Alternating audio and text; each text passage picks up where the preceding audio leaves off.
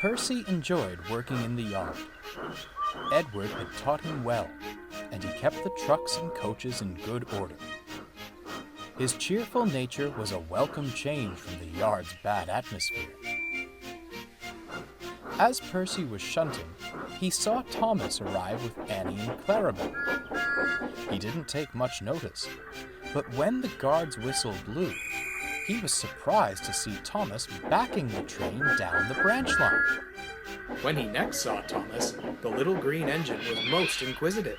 "How do you do that?" quizzed Percy. "Do what?" asked Thomas. "Push your train down the branch line.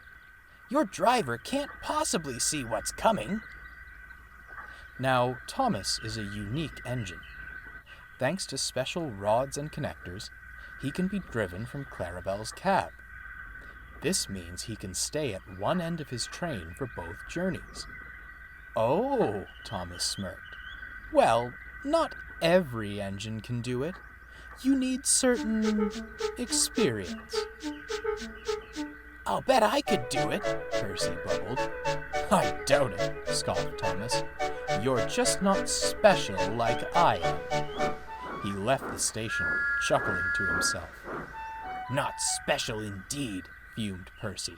"I'll show that, Thomas. Just let him wait." When the big engines were shut in the shed, the Vat Controller asked Percy to look after the branch line. He was excited to get out of the yard and to show Thomas a thing or two. Percy liked branch line work, but soon found his hopes were dashed. His driver always ran him round to the back of the train. He tried starting before he could be uncoupled. He tried locking his brakes. He tried everything, but his driver always won in the end. One morning, Percy brought the first train to the big station. He was about to run around for the return journey when the station master walked up. "Sorry," he said. "The points are acting up, and we can't change them. You'll have to push the train, I'm afraid." Percy was ecstatic. "Now's the time! Now's the time!" he beamed. "Listen to me," said the driver sternly. "You're pushing this train no further than the first station, and I want no tricks when it's time to run you round back. Understood?" "Oh, yes, sir," gulped Percy. As the driver strode to the cab, Percy chuckled. "Unless," he whispered to Annie, "there's a points failure at the first station, too." Annie rolled her eyes. The fireman was anxious. "Do you think we'll manage?" "It's only a short distance," huffed the driver. "I doubt we'll have any trouble." Little did he know, a short distance was all trouble needed. Percy was enjoying himself immensely. "Look at me! Look at me!" he laughed. "Not so unique now, are you, Thomas?" The driver was having a hard time seeing.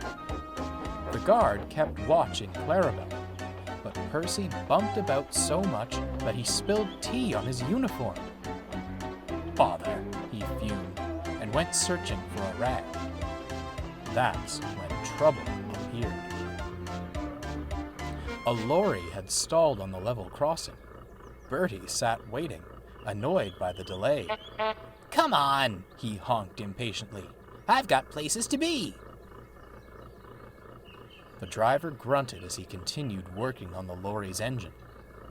Bertie rolled his eyes. Then he glanced down the line. A train was fast approaching. "Stop! Stop!" Bertie cried. Clarabel was frantic. "Brakes! Brakes!" she shrieked.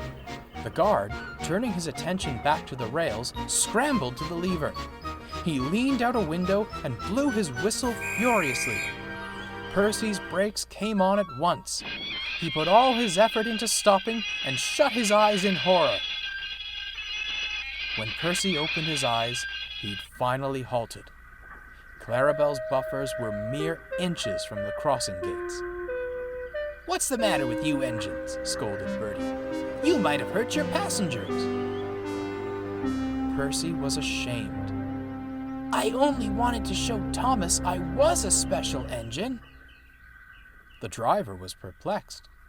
Special? What are you on about? Percy recounted what happened, and the driver laughed. Trust me, Percy, he said. Thomas is by no means special. He was built that way. The driver explained about Thomas's controls. Percy felt very foolish. When the lorry was clear of the crossing, he backed the train carefully to the first station. As he ran around the coaches, he thought of how silly he'd been. Cheer up, smiled Clarabelle. You did well to get us here. Besides, Thomas's special controls don't always work in the end. They don't? Percy asked. Heavens, no, Clarabelle laughed. When the driver is in my cab, Thomas goes off daydreaming and doesn't pay attention. You wouldn't believe how often he overruns the platform. Percy felt much better hearing this, and laughed all the way to the top station as Clarabelle recounted Thomas's misfortunes. Percy had no further incidents, and returned to shunting when the big engines were allowed out. He was very cheeky whenever Thomas approached the platform. Careful, he called. You're meant to stop there, after all. Annie and Clarabelle giggled as Thomas turned bright red. He never mentioned being a special engine again.